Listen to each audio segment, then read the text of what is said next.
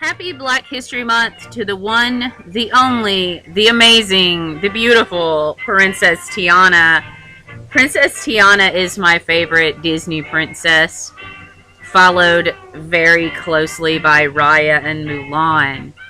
Now, this is just going to be a Princess Tiana appreciation video because she's the GOAT. And I mean that literally, because I headcanon Princess Tiana as a Capricorn woman. And this is just going to be a video about why I love Tiana and her S-tier Disney prince, Naveen. And why I believe she is a Capricorn woman. And why I believe that he is ultimately a Pisces man. So, in honor of Black History Month and in honor of Pisces season, this is our Princess Tiana and Prince Naveen appreciation video. Let's get it, guys. So, The Princess and the Frog is part of the, quote, new Disney Renaissance, and it always resonated with me more than Tangled or Frozen, because Tiana, though this movie is set in the 1920s New Orleans, Tiana is the millennial princess, isn't she? Like, I didn't want to know about Rapunzel in her gorgeous tower doing her trad wife nonsense. I didn't want to know about Anna and Elsa and their damn rich people problems. No, I wanted to know about Tiana, and she worried about making a down payment on her restaurant and making enough money to pay rent and food. Like, that is the millennial struggle, isn't it? So, she was always way more relatable and sympathetic than, like, Rapunzel or Anna or Elsa to me. I also love the way that we get to see Tiana's parents, and especially her mom. And I know the Ralph Breaks the Internet joke where Vanellope's like, I don't even have a mom, and all the Disney princesses are like, and neither do we, and we don't see, you know, Mulan or Rapunzel or Tiana in that lineup. But Tiana, like, unlike Mulan or Rapunzel, we really get to see her relationship with her mother. And it's so great to watch Tiana and Oprah Winfrey mom frolic on a very dangerous looking cog in an old sugar mill. Every time they do this, I'm like, ladies, that's so dangerous, please. Just not beating the allegations that all Disney princesses are just parkour nightmares. So, yeah, but it's really great, like, to see Tiana with her family, and they're not being traumatized or, like, chased or hunted or like in Tarzan or Rapunzel. It's just this family, like, existing together, and it's so nice to see. And it's one of the few, Disney princess movies where we just get to see her with her family, like, being happy. I love the scene where they're cooking gumbo and she, like, her dad's like, I'm about to put this in my mouth, and she's like, no, stop, puts more hot sauce in. I'm like, as a southern woman, I felt that, Tiana. Okay, I also love how Tiana has friends, and she's one of the few Disney princesses that just legitimately, unironically, has friends at the start of the movie. Like, we see her friends in Dukes, and then we see her very best friend from the time they were babies, Lottie. And I'm going to do a whole video about Lottie, this ADHD princess. And the first time I watched The Princess and the Frog in 2009, I just kept expecting Lottie to turn, or to be like this twist villain like Hans, you know. But she just never was. Like, Lottie was just always a Sigma, and Tiana was a Sigma for her. Like, every time Tiana's there and her crown's crooked, like, Lottie's there to straighten it. I love the scene where, like, Lottie gives up her dream from the time she was a baby to marry a prince, and for her friend, and then there's no hesitation there. And it's just like, she's my best friend, of course I'm going to sacrifice this for her. And the way Tiana and Lottie show up for each other, like, we just don't get it much in a Disney princess movie, just seeing a young woman have friends. I think the last time we got it was Pocahontas and Nakomi in Pocahontas, which is, they're a great friendship pair too. So, it's just nice to see. I said that Tiana sees the true value in things, which is it's a very Capricorn superpower. So Capricorns have the power of discernment.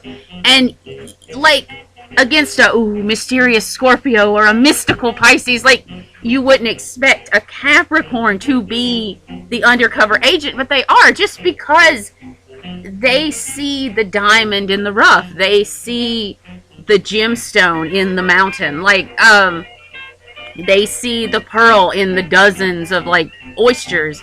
And that's what Tiana has. And you see it fostered in her with her parents and with her friends, like with Lottie, her best friend, like of teaching her to see the true value in things. And that is what ultimately helps her defeat the Shadow Man. It's just that discernment, like her just knowing what's true and what's valuable and what's not. And I love that that is how the Shadow Man loses to Tiana. That he, there's an X-Files episode where Jeremiah Smith is pulling his like shape-shifting nonsense on Smoking Man. And Jeremiah Smith is like, you always underestimate people's love for each other. And that's ultimately Smoking Man's undoing. And that's what Shadow Man's undoing is. Like, he has everything figured out how to trick Tiana, just from like waving her dream in front of her and like telling her she can never reach her pinnacle. If you ever want to break a Capricorn, tell them that. And then, you know, triggering her with memories of her dad, and he thinks he has it. And she's like, no, I see what's important. I see through these illusions.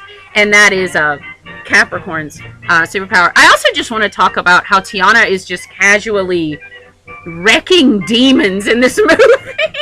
Like, she's putting Lorraine Warren to shame. And it's just that Capricorn power of being like, you're bullshit, you're bullshit, you're bullshit, you're bullshit. I just love it. So we've talked a lot about Tiana and why she's great. And I want to move on to Naveen and why I believe he is a S-tier, highly evolved Pisces man. Pisces men hit different. To me, they are the hottest men in the zodiac, like after Cancer men. I married a Cancer man, so, you know, they of course, they're the hottest. But Naveen, when I first watched The Princess and the Frog, I was much younger. I was like in my early 20s. And I was like, Naveen is such a burden to Tiana. Like, why does she put up with him in the swamp? And I watched it again as like a 42-year-old mom. And I'm like, Naveen is so adaptable. Like, in any situation, he's like, how can I adapt? Like when Lewis confronts him, he's this terrifying alligator. Like, the first thing Naveen does is match his energy. Lewis would have absolutely eaten them if Naveen hadn't have been like Dipper Mouth Blues and starts playing along with him right then. Like, that is Pisces shit. Like, I have a moon in Pisces, so I understand. And yeah, like, we're mutable. We match that energy. And it's really cool to see.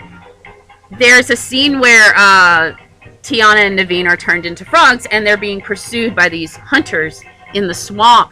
And this is the turning point in the movie. Like, up till this point, Tiana has viewed him as very lazy and like always wanting to take shortcuts, and that's what she ultimately disdains. And he's been seeing her as like a killjoy who can't have dreams. And of course, that's terrible for a Pisces. They're all about the dreams.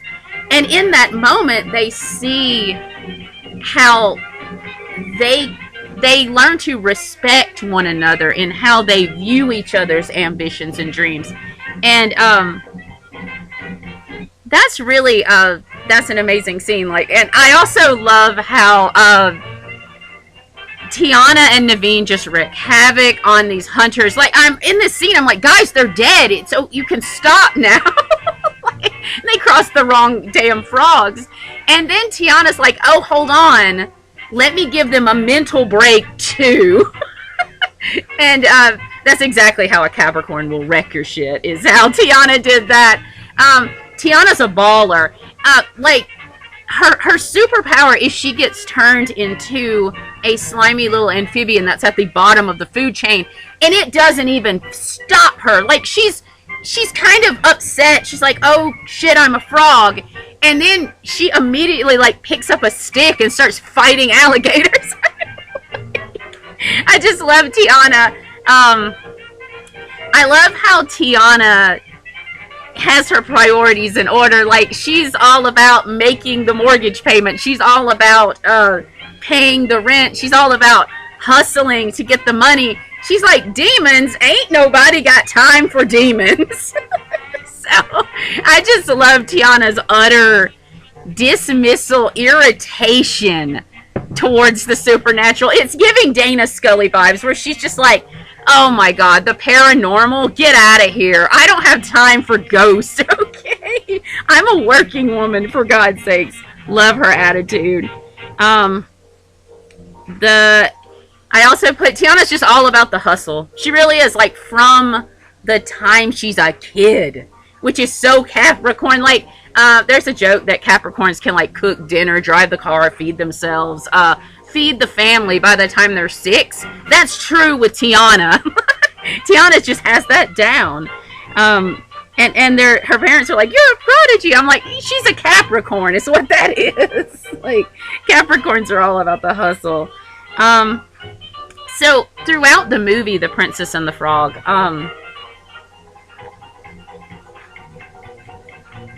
I don't know if the movie's leading you into believing this is the message, or if they meant for this to be the message and it just doesn't resonate with me. But you believe on the surface the message is how Tiana needs to stop working so hard to follow her dream of falling in love, and how Naveen needs to stop being like footloose and like focus on being more stable for her. But really, the message that I see is how teamwork makes a dream work. Like, neither of them want each other to dim their light. Like, when they come to be friends and then eventually lovers, they appreciate that Capricorn and Piscean side to one another in the extreme. Like, Tiana ultimately appreciates Naveen's just incredible ability to adapt and pivot and match people's energy, and see the beauty in people's dreams. Like, I think that is what Naveen ultimately teaches Tiana, and it's what she ultimately teaches him. They just teach it to one another in their sign's way. Like, Naveen teaches Tiana to have these beautiful, mystical, fairy tale dreams, and it's okay to have that. It's okay to be grown up and have, like, I want this poetic and beautiful thing. And she teaches Naveen it's okay to have dreams that are concrete. Like, I want this thing that could help me and my family and my reputation.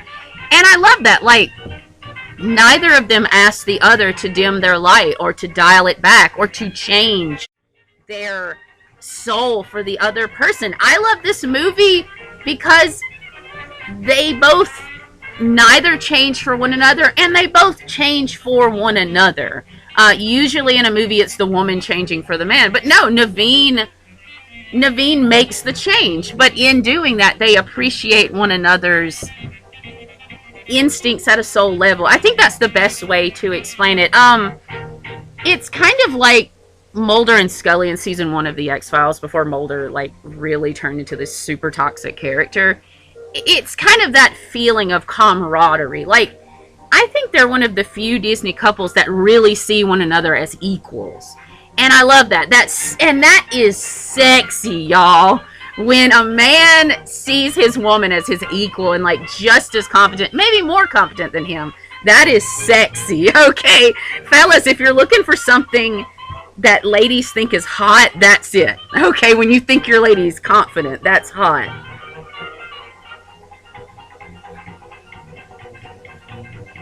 And I put that the ultimate message of The Princess and the Frog is they both learn to see value in dreams. In all people's dreams. By the end, Tiana is just as inspired by Lewis and Ray's dreams, respective dreams, as her own.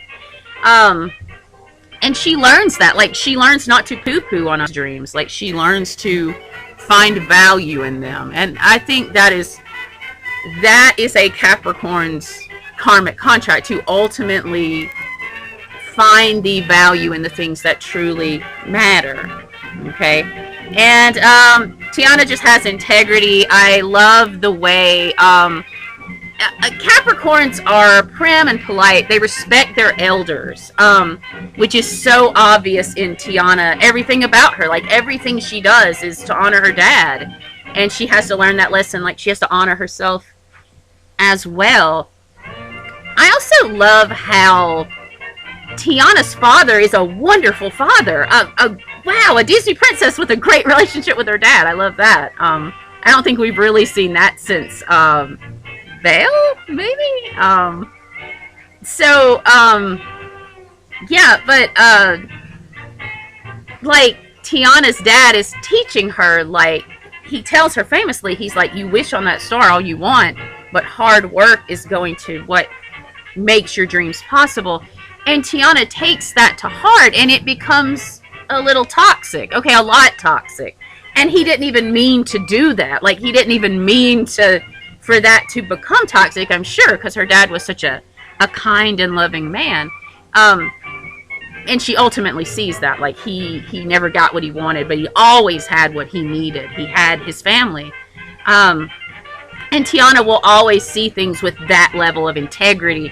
But Capricorns will also always get theirs. Okay, don't think you're going to cross a goat and not get paid back. Love the end. I love this, my favorite scene in the movie, where she confronts the Finner brother assholes. and Lewis, I'm just going to say Lewis eats them. They give her the key, but I think Lewis should just go ahead and take 2 more racists, just eat these racist assholes, Lewis. Just eat these racist assholes, Lewis. That's what I say. So, that's why I love Princess Tiana and Prince Naveen. Why I think they are the GOATs of the Disney couple pantheon. And I couldn't let Black History Month get away and, like, not scream about my favorite Disney couple. I love them. They respect each other. That's hot. And can't wait for that sequel. Been waiting almost 20 years, but still waiting on that sequel. So maybe, hey, you know what? Maybe 2029 is what we need. On the 20th anniversary, we're going to get that Princess and the Frog sequel. I'm calling it now, guys. Okay? Happy Pisces season. We love y'all.